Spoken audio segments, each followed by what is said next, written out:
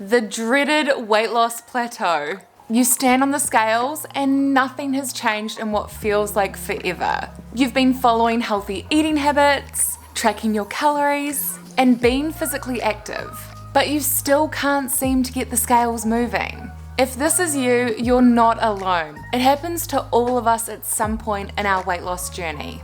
But honestly, when plateaus hit, it can feel like getting to your goal weight is going to be absolutely impossible. But don't worry, you will get there. In this video, I'm going to be sharing the 5 strategies that I use to help me break through my weight loss plateau, so that you too can break through yours.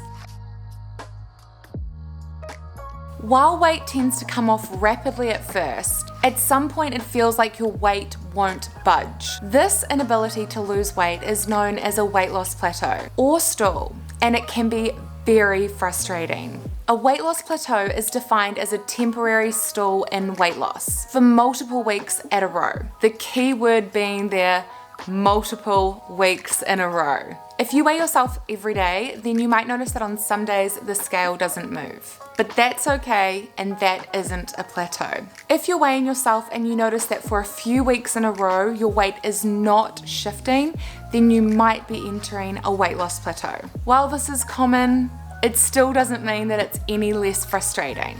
So why does it happen?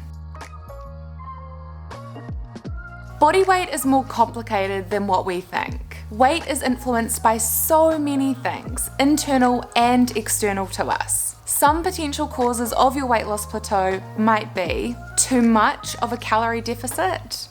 When you first begin your weight loss journey, like many of us, you might have decreased your calories to create a calorie deficit. Basically, you're aiming to burn more calories throughout the day than what you're consuming, which encourages weight loss. But if your calories are too low, your body might defend itself against weight loss and adapt its metabolism to prevent it. That's why it's always really important when you're starting out to create a small calorie deficit and not go in with too big of one. Hormonal fluctuations can be another reason why. You might be experiencing hormonal fluctuations, and this can result in a weight loss plateau. Hormones like ghrelin, leptin, and insulin can increase hunger and promote fat storage. This creates a perfect storm for making it really hard to lose weight and for your body to stall in its progress. Stress hormones like cortisol might also be playing a role. Other hormones such as estrogen or even your thyroid could be causing issues too. And if you think that that might be the case, then definitely go and speak with your doctor. You might also be eating more than you realize.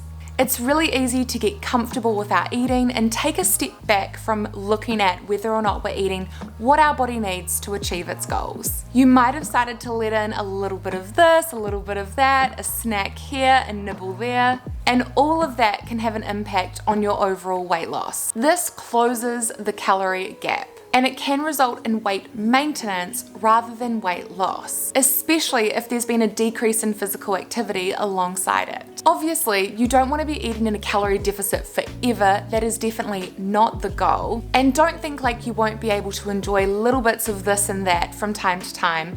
But if weight loss is a goal of yours, then it can be really helpful to make sure that you're eating what your body needs to ensure it reaches its goals.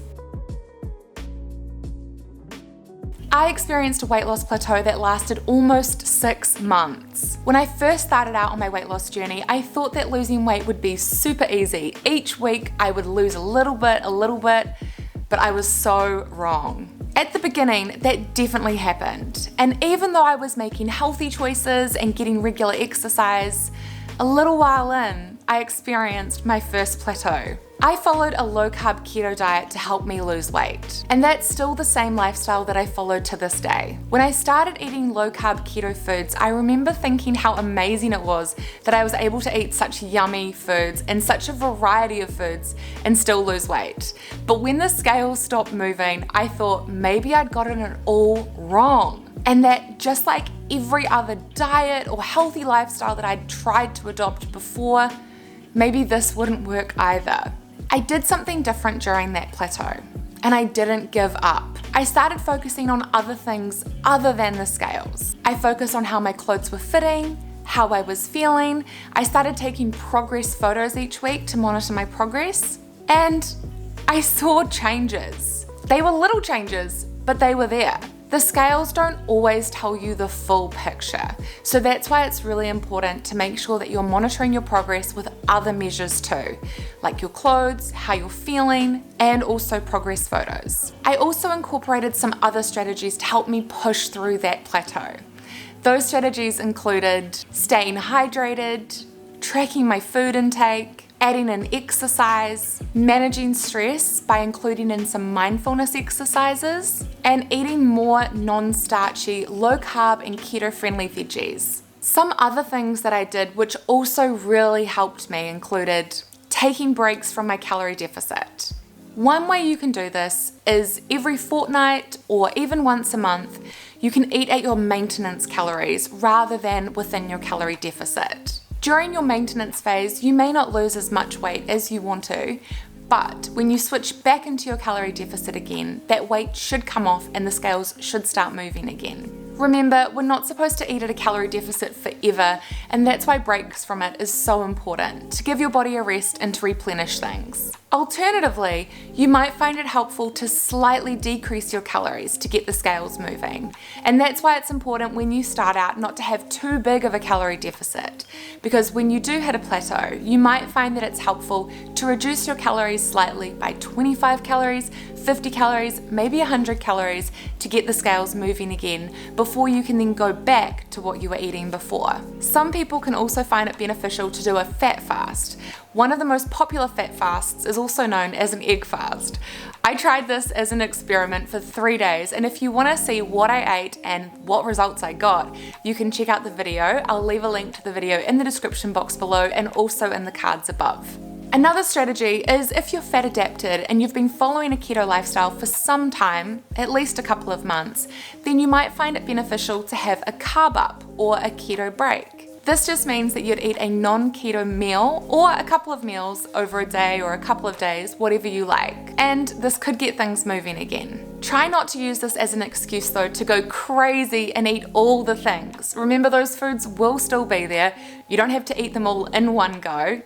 And set a time frame for when you want to jump back into your regular routine again. Everyone is so different. And that's why there's not a one-size-fits-all approach to battling a plateau. But remember, it is so common. And if you are experiencing one, know that you're not alone. It's happened to us all. But don't give up. I kept believing that I would reach my goals even during that plateau. And I am so glad that I did, because the scales did move, I did break through my plateau, and I was able to continue on my weight loss journey to reach my goals. You will be exactly the same. If you've experienced a plateau and you have any tips that you can help for other people who are going through it, please leave them in the comments below.